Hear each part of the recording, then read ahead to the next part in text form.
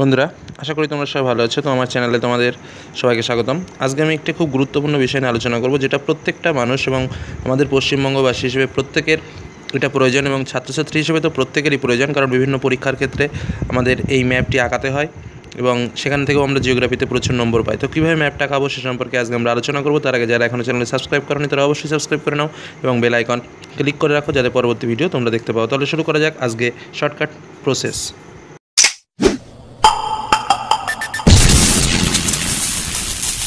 বন্ধুরা, আজকে আমরা একটা খুব গুরুত্বপূর্ণ বিষয় শিখব, যে পশ্চিমবঙ্গের ম্যাপ কীভাবে আঁকবো।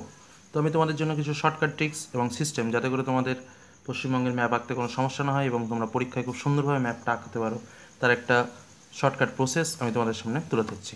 তো একদম স্কেল ওয়াইজ আমি তোমাদের সামনে ধরছি, দেখো, তাহলে জিনিসটা খুব ভালো বুঝতে পারবে। একদম অ্যাট ফার্স্ট তোমরা কী করবে, দেখো, অ্যাট ফার্স্ট তোমরা 1 থেকে 15 সেন্টিমিটারের একটা দাগ টেনে নেবে। কী বললাম, 1 থেকে 15 সেন্টিমিটার একটা দাগ তোমরা বিভিন্ন স্কেল বা পেন্সিল দিয়ে টেনে নিলে। 15 সেন্টিমিটার দাগ টানার পর মনে রাখবে 10-এ একটা পয়েন্ট করো। কী বললাম, 10-এ একটা পয়েন্ট করো। 10-এ পয়েন্ট করার পর তুমি আর একটা 8 সেন্টিমিটারের দাগ টানো, যার একদিকে থাকবে 6 আর একদিকে থাকবে 2, মানে 1 থেকে 6 এবং 2 থেকে 8। এই দাগটি অ্যাট ফার্স্ট তুমি কমপ্লিট করে দাও। হলো। এই ড্রয়িংটার উপর নির্ভর করে আমরা আমাদের কীভাবে ম্যাপটা আমরা আঁকিয়ে ফেলবো একটু দেখে নাও। তো একদম এটা তোমরা প্রথম পেন্সিল দিয়ে করে নেবে, পরে তোমরা এরেজার দিয়ে মুছে নিলেই কিন্তু ম্যাপটা অটোমেটিক দাঁড়িয়ে পড়বে। এবার দেখো, একদম যেটা প্রথম দিকে রয়েছে এই যে জায়গাটা, প্রথম আমি একদম উপর থেকে শুরু করছি। এই জায়গাটায় মনে রাখবে তোমরা দার্জিলিং আছে, তো ঠিক এই সাইড দিয়ে তোমরা শুরু করবে। এবং আরও একটা কথা মনে রাখবে, যে এই সাইড থেকে ম্যাপটা তোমাদের 4 সেন্টিমিটার এগিয়ে যাবে। কি বললাম, 4 সেন্টিমিটার। জাস্ট একটা পয়েন্ট করে রাখো বোঝার সুবিধা। ব্যাস, এইবার এখান থেকে হালকা ঢালযুক্ত নিচে করে এইভাবে করে জাস্ট তুমি নিচের দিকে নিয়ে চলে আসো। এবার এখান থেকে মনে রাখবে এই সাইডটা একটু বেশি মোটা টাইপের, এবং আস্তে আস্তে সরু হয়ে এইভাবে তোমরা এখান থেকে ঠিক এই গোড়া পর্যন্ত চলে আসলে। সম্পূর্ণটা কিন্তু আসবে না। এখান থেকে আবার নর্মালি তুমি এরকমভাবে কিছুটা এগিয়ে যাও। হলো।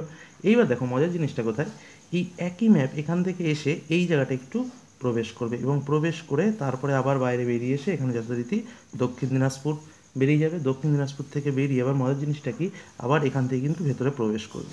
আবার তুমি এটাকে বাইরে বের করে নিয়ে আসো এবং লম্বা করে স্ট্যাচু দিয়ে তুমি এরকমভাবে এগিয়ে নিয়ে চলে আসো। বোঝা গেল?